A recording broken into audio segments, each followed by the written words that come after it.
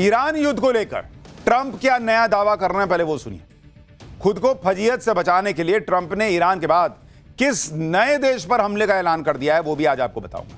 लेकिन पहले बात युद्ध के उस वीडियो की जिसकी बहुत चर्चा है। दावा है कि ईरान ने इजराइल पर क्लस्टर बम से हमला किया। ये देखिए, ये गुच्छे गुच्छे में बम फोड़ रहा है वो। क्लस्टर बम मिसाइल एक खास तरह की मिसाइल होती है। इसके अंदर एक बड़ा वॉरहेड नहीं होता, कई छोटे छोटे बम भरे हुए होते हैं। इन्हें सब म्यूनिशन बॉम्बलेट कहा जाता है। जब मिसाइल लक्ष्य के पास पहुंचती है तो यह हवा में खुल जाती है और इसके बाद दर्जनों छोटे छोटे बम अलग अलग दिशाओं में बिखर जाते हैं। यानी एक मिसाइल कई जगह धमाका करती है। दावा है कि ईरान ने बैलिस्टिक मिसाइल में क्लस्टर बम का इस्तेमाल किया है, क्योंकि ये छोटे छोटे बम कई इलाकों में फैल जाते हैं और इससे जान माल का ज्यादा नुकसान होता है। इसलिए इसे बहुत विवादित माना जाता है। तो ये गुच्छा बम मार रहा है वो, सरल भाषा में कहिएगा गुच्छे गुच्छे बम। अब क्या है, जब इसको मारिएगा कैसे?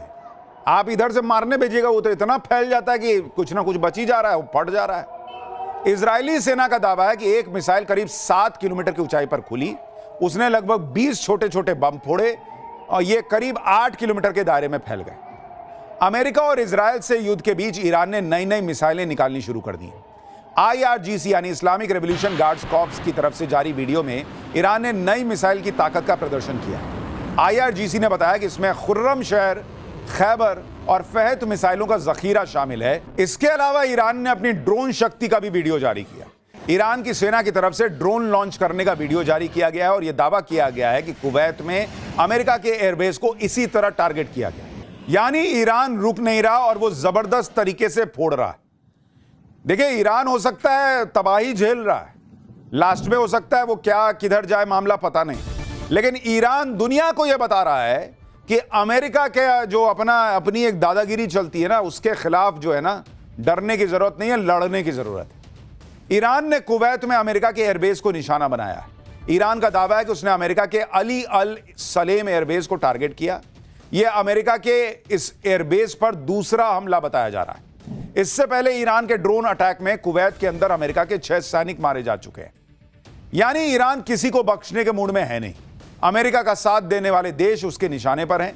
ईरान ने कतर में भी मिसाइलें दागी और दावा है कि अमेरिका का एयर डिफेंस सिस्टम उसे इंटरसेप्ट तक नहीं कर पा रहा है। बॉस, ईरान ताबड़तोड़ ठोक रहा है। उसकी बैलिस्टिक मिसाइलें, शाहेद ड्रोन ने अमेरिका की हालत खराब कर दी, क्योंकि ईरान ने अपने शाहेद ड्रोन और बैलिस्टिक मिसाइलें दागने के लिए चलते फिरते लॉन्च पैड बना रखे। भाई ट्रक लेके निकल जा रहा है, उसी में से मार दे रहा है। ये देखिए, वो कोई एक जगह नहीं ना है कि आपको पता है कि यहीं से आएगा। ट्रक लेके जा रहा है, कहीं रोकता है, वहीं से फोड़ देता है। तो अमेरिका और इजरायल को ईरानी मिसाइलों के लॉन्च पैड ढूंढने में कामयाबी नहीं मिल पा रही और इसीलिए ईरान भारी पड़ जा रहा है कई जगहों पर। दूसरी बात, ईरान के 32 लाख के सुसाइड ड्रोन को फोड़ने के लिए अमेरिका को 5-5 करोड़ की इंटरसेप्टर मिसाइल दागनी पड़ रही है, तो उनके जेब से पैसा ज्यादा निकल रहा है। अमेरिका के लिए सबसे बड़ी मुसीबत तो ईरान के शाहेद ड्रोन बन रहे हैं, जो थोक के भाव में छोड़ दे रहा है वो। अमेरिकी अधिकारियों ने यूएस कांग्रेस को जानकारी दी है कि ईरान का शाहेद ड्रोन अमेरिकी एयर डिफेंस के लिए बड़ी चुनौती बन गया है। ये इतनी ज्यादा संख्या में आते हैं कि सबको इंटरसेप्ट करना मुश्किल हो जा रहा है। यही नहीं, अमेरिकी सांसदों ने चेतावनी दी है कि मौजूदा संघर्ष अमेरिका के सारे गणित को बिगाड़ सकता है, क्योंकि शाहेद ड्रोन के हमलों को रोकने में इंटरसेप्टर का स्टॉक तेजी से खत्म होता जा रहा है। डेमोक्रेटिक पार्टी के सांसद मार्क केली ने माना है कि ईरान के शाहेद ड्रोन अनुमान से ज्यादा बड़ा खतरा साबित हो रहे हैं, क्योंकि इन्हें रोकने के लिए अमेरिका के पास इंटरसेप्टर की अनलिमिटेड सप्लाई नहीं है। बॉस, यानी ईरान की ड्रोन नीति के सामने अमेरिका लड़खड़ा गया है। नौबत यह आ गई कि अमेरिका को यूक्रेन के राष्ट्रपति से मदद मांगनी पड़ रही है। यूक्रेन के राष्ट्रपति जेलेंस्की को, जिन्हें डोनाल्ड ट्रंप ने व्हाइट हाउस में बैठा के भरदम बेइज्जत किया था, अब वही जेलेंस्की दावा कर रहे हैं कि ईरान के शाहेद ड्रोन से निपटने के लिए अमेरिका और मिडिल ईस्ट में उसके सहयोगी उससे मदद मांग रहे हैं। जेलेंस्की ने कहा कि वो इसी शर्त पर मदद करेंगे जिससे कि यूक्रेन का अपना डिफेंस कमजोर ना पड़े। दरअसल 4 साल की लड़ाई में रूस भी यूक्रेन पर हजारों शाहेद ड्रोन दाग चुका है।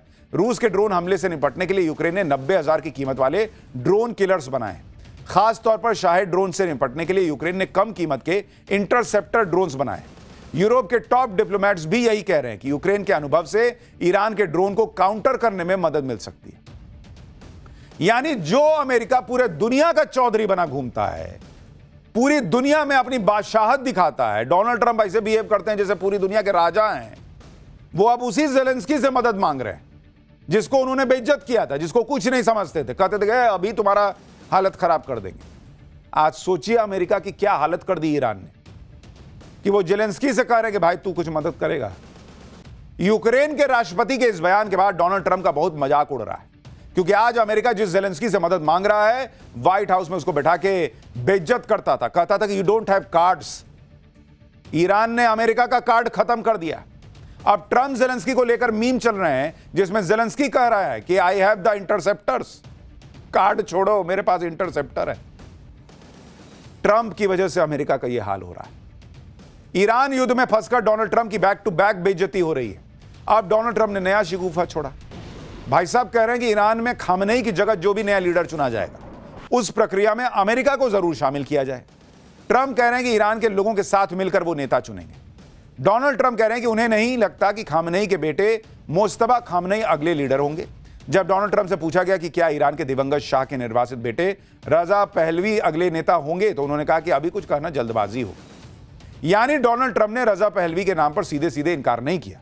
उधर ईरान यह कहकर ट्रंप का मजाक उड़ा रहा है कि तुमसे न्यूयॉर्क का मेयर तो चुन नहीं पाते, तुम हमारे यहां का नेता चुनोगे। आप सोचिए कि अमेरिका के राष्ट्रपति की कितनी गजब छीछा इधर हो रही है, क्योंकि 2 दिन पहले तक अमेरिका यह नई थ्योरी दे रहा था कि क्योंकि इजराइल ने हमला किया इसलिए अमेरिका को भी करना पड़ा। अब ट्रंप कह रहे हैं कि ईरान का नेता भी वो चुनेंगे। क्यों भाई? ईरान युद्ध में ट्रंप की नॉनस्टॉप फजीहत की खबरें आ रही हैं। अब खबर है कि कुछ खाड़ी देश भी अमेरिका से नाराज हैं, क्योंकि उन्हें इस युद्ध के बारे में पहले से बताया नहीं गया और उन्हें बचने की तैयारी करने का वक्त तक नहीं मिला। जिस तरह से अमेरिका इस युद्ध को संभाल रहा है, उसे लेकर खाड़ी देश नाराज हैं। इन देशों की शिकायत है कि अमेरिका ने और ईरान ने उसे चेतावनी को अनदेखा किया, जिसमें ईरान ने पहले ही कह दिया था कि अगर उस पर हमला होगा तो पूरा इलाका उसकी चपेट में आएगा। यहां तक कि खाड़ी देश इस बात से भी गुस्से में हैं कि अमेरिका की मिलिट्री उनके देश को डिफेंड करने में नाकाम साबित हो रही है। बताया जा रहा है कि युद्ध की शुरुआत से अब तक ईरान 5 खाड़ी देशों पर 380 मिसाइल और 1480 ड्रोन से हमला कर चुका है। तो भाई उनको गुस्सा नहीं आएगा कि बैठे बैठाए डोनाल्ड ट्रंप ने एक युद्ध छेड़ दिया, उनसे बात भी नहीं की, अब वहां पर हमले हो रहे हैं तो अमेरिका बचा भी नहीं पा रहा। अब भर दुनिया में घूम के कहता है कि मैं सबसे ताकतवर देश हूं। इधर खाड़ी देश ट्रंप को कोस रहे हैं, उधर अमेरिका के अंदर भी ट्रंप का कोई डंका तो बज नहीं रहा। अमेरिका की संसद में ट्रंप की युद्ध वाली सनक को रोकने के लिए प्रस्ताव लाया गया था। उस प्रस्ताव को ट्रंप ने जैसे तैसे गिरते पड़ते खारिज करवाया। अमेरिकी संसद में ईरान के खिलाफ युद्ध रोकने का प्रस्ताव खारिज हुआ, लेकिन बहुत कम अंतर से। युद्ध रोकने के प्रस्ताव के समर्थन में 212 वोट पड़े, जबकि इसके खिलाफ मात्र 219, मतलब 7 वोट का फर्क था। अगर यह प्रस्ताव पास हो जाता तो ट्रंप प्रशासन को ईरान के खिलाफ सैन्य कार्रवाई रोकनी पड़ती, जब तक कि संसद इसकी अनुमति नहीं देती। अमेरिकी प्रतिनिधि सभा में वोटिंग से पहले सीनेट में भी इसी तरह का प्रस्ताव आया था, जो बहुत कम अंतर से खारिज हुआ। यानी यह समझिए कि ट्रंप बाल बाल बच रहे हैं। अमेरिका के अलग अलग सर्वे कह रहे हैं कि जनता इस युद्ध से खुश नहीं है। वहां अमेरिकी संसद में डेमोक्रेट सांसद ट्रंप को सुना रहे हैं कि तुम राजा हो जी जो इस तरह की हरकत कर रहे हो। इधर डोनाल्ड ट्रंप की युद्ध नीति की अमेरिका में धज्जियां उड़ रही हैं। उधर ट्रंप ने नए युद्ध और नए टारगेट का ऐलान कर दिया है। ट्रंप ने संकेत दिया है कि उनका अगला टारगेट क्यूबा है।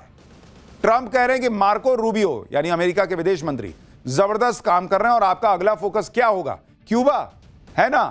ट्रंप ने कहा कि हम पहले ईरान वॉर खत्म करना चाहते हैं, लेकिन बस ये वक्त की बात है। आप क्यूबा जाइए, लेकिन सिर्फ घूमने। इस क्यूबा को इतना प्यारा भी नहीं बनाने वाले कि आप वहीं बस जाएं। मतलब यहां दुनिया जो है वो कोस रही है कि इस आदमी की वजह से पूरी दुनिया में जो है वो महंगाई बढ़ेगी, अर्थव्यवस्थाएं जो है वो गड़बड़ाएंगी। ये भाई साहब अब कह रहे हैं कि क्यूबा इनका अगला टारगेट सेट है।